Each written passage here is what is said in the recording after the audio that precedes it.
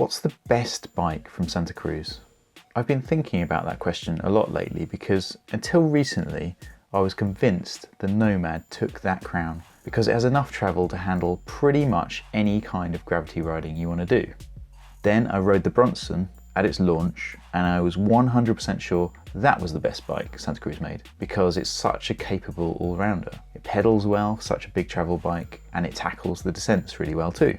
Now I've ridden the 5010cc and I've changed my mind again. This is the best bike they make. Why lug around a ton of extra weight when you can have this much fun on a 130mm travel machine? I'm telling you all this because in the last 12 months, Santa Cruz has made 3 of the best bikes going across 3 suspension travel categories, and it's made me ask the question, how much travel do you really need?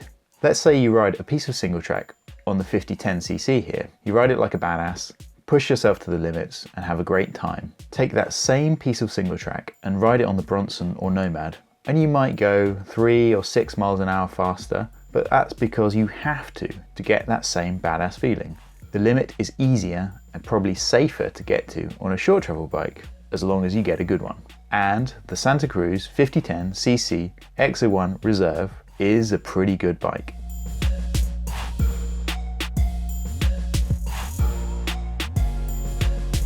I'll just break down that name a little bit. The 5010 is the bike model.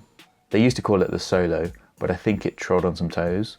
Then CC means it's the top end carbon the frame's made from, but you can also get cheaper alloy or cheaper C grade carbon. Finally, X01 is the group set, and Reserve means it has the Santa Cruz carbon wheels. It's a spectacular bike to ride. So playful, I found myself popping off every route or rise I came across on the trail. The mix of progression through the rear suspension and the incredibly low weight of the wheels and frame make it a really easy bike to get off the ground. It's stiff, it's purposeful, and the Fox 34 fork and DPX2 shock feel perfectly balanced in terms of damping. So what's changed on the 5010 to make it so much fun? First up, it's 15mm longer in reach and half a degree slacker than the old bike. It also now comes with geometry adjust via a little flip chip. It makes total sense on even the most mellow of trails. The 5010 just feels more stable thanks to that lower center of gravity. The 5010 has had a total frame redesign too from last year's bike. Gone is the single swing arm upright of old, and instead you get a symmetrical wishbone shape. The BB area is bigger and more muscular looking too, and all those tweaks seem to make it a stiffer and more purposeful overall package.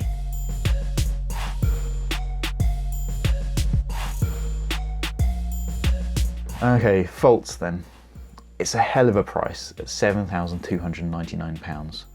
Is there a reason to buy the 5010 over the Bronson then? I think so.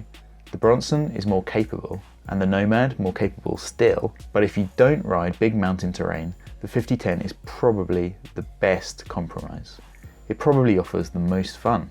But what do you think about the suspension travel debate? Do you need lots of travel? Can you have one bike to rule all the trails? Let us know in the comments. Oh, and tell us what you think about the 5010 too. Thanks for watching.